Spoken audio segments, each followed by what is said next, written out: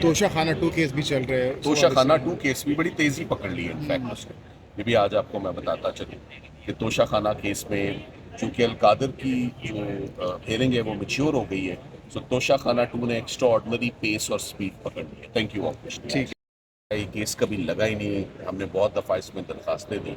آج فائنلی جب 2 سال اور 4 ماہ کے بعد یہ کیس لگ گیا تو ہم نے آج ججز کو صرف یہی بتایا ہے کہ ہم تو آئے تھے اس کو رکوانے، مگر ہمیں پتہ نہیں اس وقت کا ہمیں سکور پتہ لگا 127 کیسز کا جو ہم نے فائٹ کیا.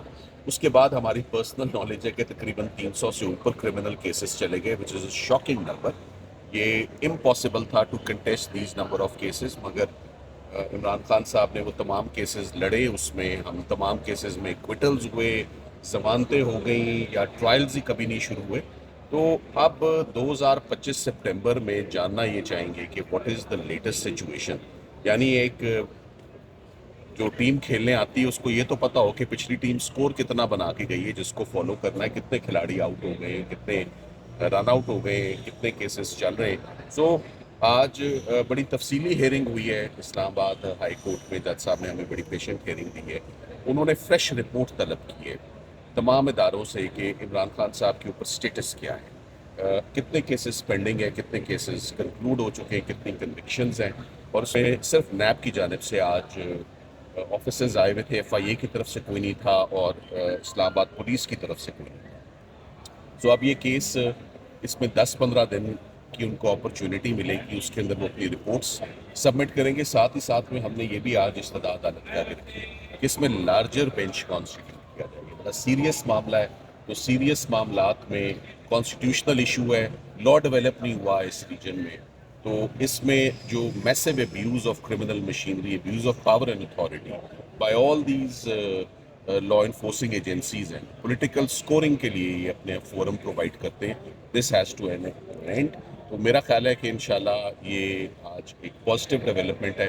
آج کچھ ہی دیر کے بعد آپ کو معلوم ہے القادر میں بھی عمران خان صاحب کی پٹیشن ارلی ہیئرنگ کی، ان کی اور ان کی اہلیہ کی، کیونکہ گرمیوں کی چھٹیاں بھی ختم ہو چکی ہیں. تو اب ہم امید کرتے ہیں کہ آج ہمیں اس میں کوئی actual date. Thank you very much. اچھا، اس کے ساتھ ساتھ سلمان صدر صاحب بتائیے گا کہ اب اس کے بعد جیسے کہ آپ نے بتایا کہ ارلی ہیئرنگ کے لیے بھی درخواست کی سماعت اب سے کچھ لمحوں بعد ہوگی ہو رہی ہے، تو اس حوالے سے کیا ایکسپیکٹیشن ہے ارلی ہیئرنگ کی جو درخواست ہے اس پہ کیا امید ہے آپ لوگوں کو؟ ارلی ہیئرنگ کا تو رائٹ ہے اور وہ انشاءاللہ ضرور ملے گی، اور میں سمجھتا ہوں منڈے ٹیوزڈے ملے گی. کمنگ ویک میں عمران خان صاحب کا القادر کا کیس فکس ہوگا. اور اس کے بعد جب فکس ہو جائے گا اس میں کتنی امید ہے؟ اگر عمران خان صاحب کا اور بشرا عمران کا القادر کا کیس فکس ہو جاتا ہے تو اس کے بعد ان کے خلاف کوئی ایسا کرمنل کیس نہیں ہے جس میں وہ اندر گرفتار ہیں.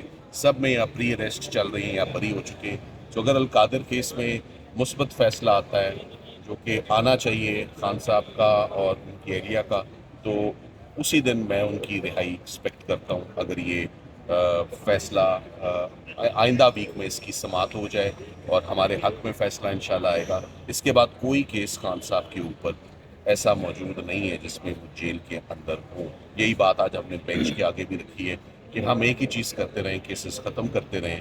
مگر یہ ایشو ابھی بھی الائیو اس لیے ہے کیونکہ کیسز تو ابھی بھی بند ہیں، چلانس تو ابھی بھی آ رہے ہیں، ٹرائلز سٹارٹ کرنے کے تو ابھی بھی وہ خواہش مند ہے. تو آ کے پلیز وہ بتا جائیں اسلام آباد ہائی کورٹ کے اسٹیٹس